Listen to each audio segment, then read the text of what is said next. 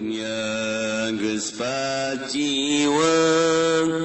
bencana datang ngeureyeung nu maksiat beuki maceuh nu ibadah beuki eueuh alam dunya beuki keung loba jalma nu malaweung nu doraka beuki anteng kana ibadah teu mayeng alam dunya beuki ruksak nu doraka pabalatak pamarentah geus teu mihak ka umat Islam geus nincak alam dunya geus pakewuk ku bencana angin puyuh loba tangkal anu rubuh katut imagera runtuh alam dunya beuki ancur jalma-jalma geus lalacur silih hewaan jeung dulur poho kana alam kubur alam dunya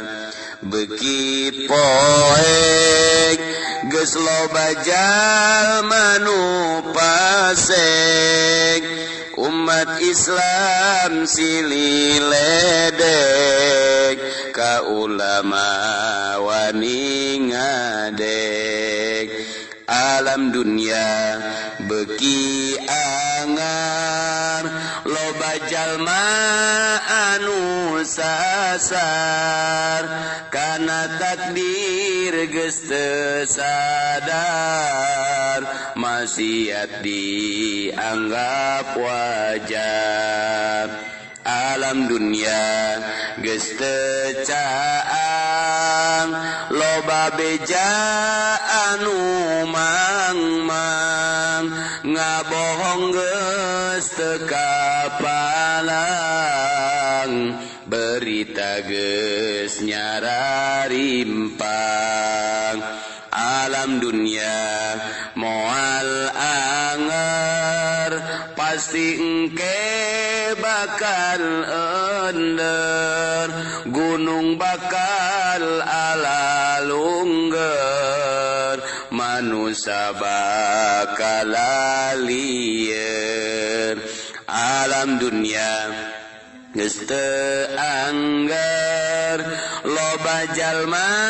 anu lieur ka pasantren beuki minder kana salat ngabalieur dunia teh geus nini jalma maksiat warani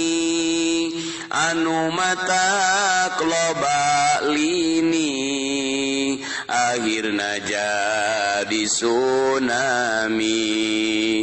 ku dunia loba kabengbat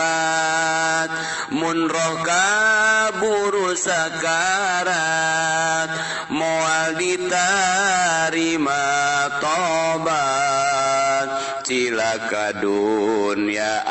akhirat masjid mah ngajararepat jamaahna ukur karpet ngisi kotak amal koret akhirna hirup samporet dunia geus tere kiamat awewe ngaku muslimat tapi tara nutup orang kade kaburu sakarat dunia geus tere kiamat hayu gancang geura tobat geura jauhan maksiat mebagya dunya